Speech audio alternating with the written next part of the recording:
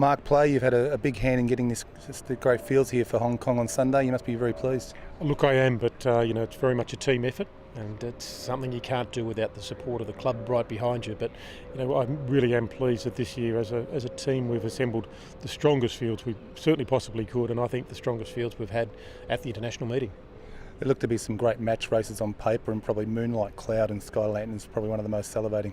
Look, it is, but don't forget the local Hong Kong horses as well. Horses like Gold Fun are going to really add to that, but there's no doubt we've got the best older mare in the world at a mile and the best 3-year-old filly in the world at a mile going head to head, and that's going to be a wonderful race. But there's many things that could upset the apple cart, but what a thrill to have a horse like Moonlight Cloud racing here in Hong Kong. I think if we go back 4 or 5 years, it wouldn't have been possible to bring the very best miler from Europe to Hong Kong. People would have been thinking, well, what are they doing that for?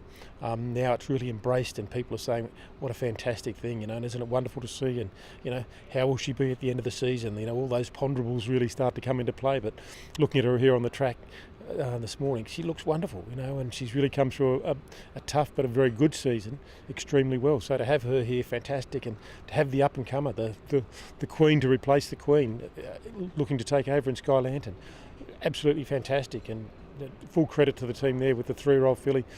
And 3-year-old fillies, of course, do have a very good record in Hong Kong to come and take on the best. It's just wonderful to see. They've had a bit of a stranglehold on the mile over the last couple of years, but there's every opportunity that might be broken this year. Well, it is, but it's not that long ago Hong Kong had a stranglehold on the sprint too, and then all of a sudden we've seen a couple in a row go overseas. The population that we have here in Hong Kong is wonderful, and we've got some really fantastic horses at the top in each segment. And for whatever reason, the luck's fallen the way of Hong Kong in the past. It may fall that way again, but it would be wonderful to see an international horse take away the mile and really keep some interest going in the mile. Lord Kenilworth is coming back to defend his crown in the sprint, and that looks to be another great field with the local horse Lucky 9 back in form. It does, yeah, and Lucky 9 disappointing last start in Melbourne, but reasons for that. Great to see him bounce back to form, and look, what a thrill to see Lord Kenilworth back. A 4 times winner or 5 times winner, Group 1 winner, to have won at a mile in Japan just shows his versatility and toughness. To have won their best sprints multiple times, and to come back here, what a great way to cap off his career. And a magnificent looking horse. To see those two go head to head would be interesting. Traditionally, in the couple of meetings, Lord Kenilworth's had a good break on Lucky 9 coming to the bend. Maybe this time Lucky 9 draws a bit closer, sits a bit closer, and it might be more of a head-to-head tussle down the straight. It'd be great to see, and certainly a race that we're all really salivating about. Another one that everyone's very excited about is the Fugue, obviously a superstar. A superstar, and really interesting connections. Took a long time to work out whether they wanted to run in the Cup or the Vase.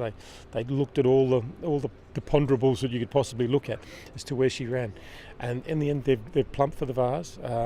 Just run down in the Breeders' Cup a turf over the same trip, but they just think on this wonderful flat track here at Sha Tin that she'll be extremely well placed and better placed than she would have been in the Cup. So great to have her. We almost had her here last year, and then there was a hiccup towards the end of the season. She couldn't make it. And connections at that stage said that she'd be targeted for Hong Kong in December 2013. It's so good to see those things come true, because it's so easy for something to go wrong in a 12-month period with a horse. But fortunately with her, touch wood, everything's just gone really according to plan. Great to see Red Cadeau back to defend his crown, and he goes up against his old sparring partner in Dunedin, who's coming off a great run in the Japan Cup. Exactly, those two going head to head again. Mount Athos again, they've run in the last couple of Melbourne Cups against each other. They've raced against each other in several places. Great to see the whole stages back, and looking at Red Cadeau, he's just a horse that's thriving in the environment, and he just loves being away. Tremendous to see.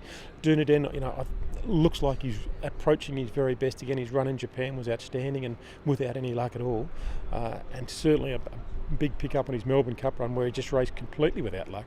And so to see him here again for his 3rd time, fantastic. And that's one of the interesting things. We're seeing horses now come back multiple times.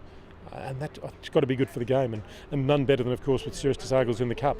5th trip to Hong Kong, and what a wonderful story to come back for a 5th time after last year's disappointment of not being able to run, with potentially a career-threatening injury, and for Corinne to want to come back and to take on the very best with that what she's called unfinished business here in Hong Kong. One of the real exciting local horses to my eye, and a horse that's got an exciting future, is Akid Mafid.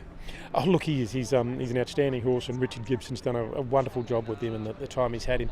And fantastic to see the Derby winner from last year really, earlier this year, really stepping up to the plate in now the international races. And it's going to be wonderful to see that sort of match up. And we'll get a real guide on the Hong Kong horses, because the one thing about Cirrus des Agles, he's been the benchmark horse for the last 4 or 5 years around the world. He's been the horse that you can always compare to, and because you know he puts in.